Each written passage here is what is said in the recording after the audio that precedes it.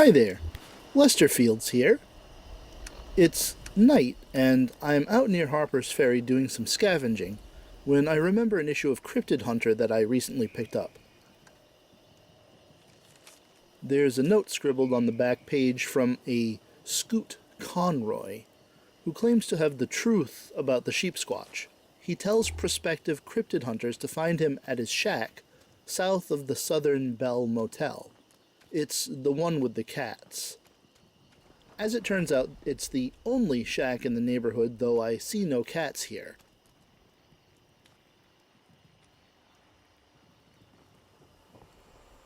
I head inside and find a note on a desk next to a terminal. Scoot left his cats in the care of someone named L, and has some notes on each one for L to peruse. Interesting.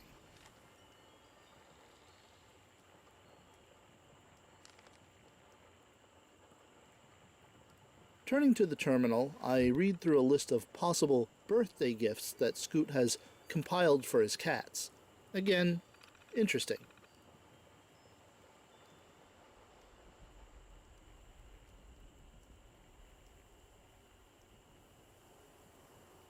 Then I try to access Scoot's research, but I need to enter a security phrase. The phrase is a combination of two letters and a second set of two letters, followed by two numbers and a second set of two numbers. There are too many possible combinations to randomly guess at, so I search around for clues.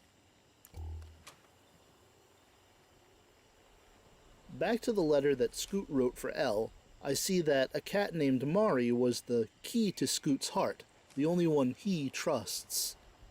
I start to put things together.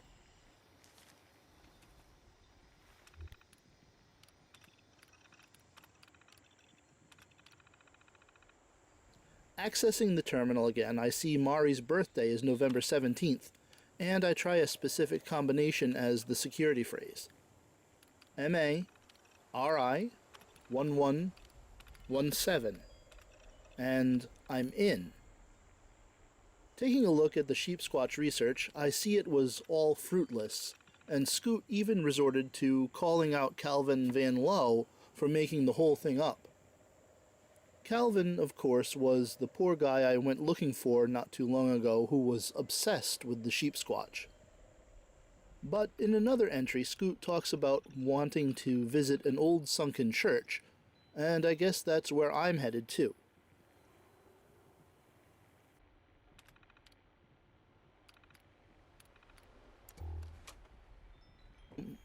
The sunken church is a bit north of Scoot's shack, and it's morning by the time I get there. Once there, I take care of a glowing rad toad and climb onto the roof.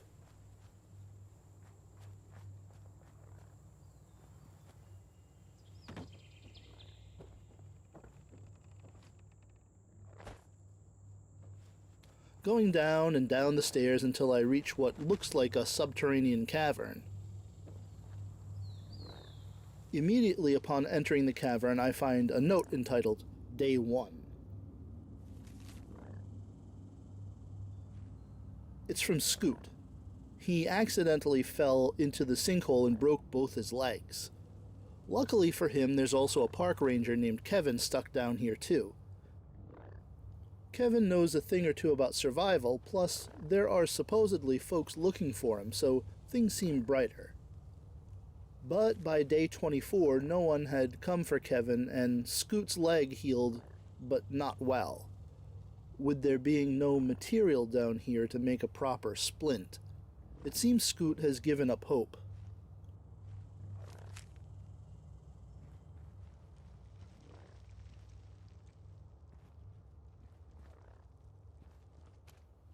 A little further on, and I find another note, day 82. Another person has fallen into the sinkhole, someone named Mickey, who tells Scoot that the world went to hell. So Scoot must have fallen into the sinkhole before the bombs dropped. That would make sense, since he mentions tremors and the earth shaking at some point after having been trapped down here. Mickey tells Scoot that he'll teach him the one way to survive, and Scoot muses that he's unsure of his new companion. Day 90, and Scoot is writing about his friends Ray and Laura and hoping they were both okay. Day 100, 200, or maybe even 1000. Scoot laments that Mickey killed Kevin, and though he isn't able to write the words, it's clear that Mickey made him eat Kevin's corpse. And he is obviously horrified at what he has done.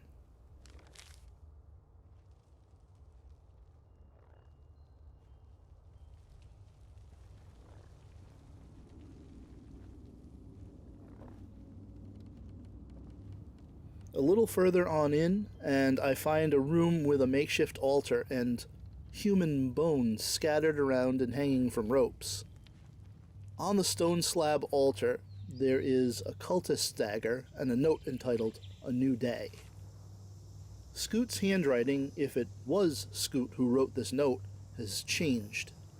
He talks about how Kevin and Mickey were both weak, how he took their strength from them, and how he will wait here in the sinkhole for others to come to him, and how he will consume their strength. Others like me? I turn to face a Wendigo. It got the drop on me, but I was stronger, as it turns out. It's quite likely that this Wendigo was once Scoot, though I cannot prove it. There's some minor loot on its body, and I receive, among other things, the plans for the mounted Wendigo.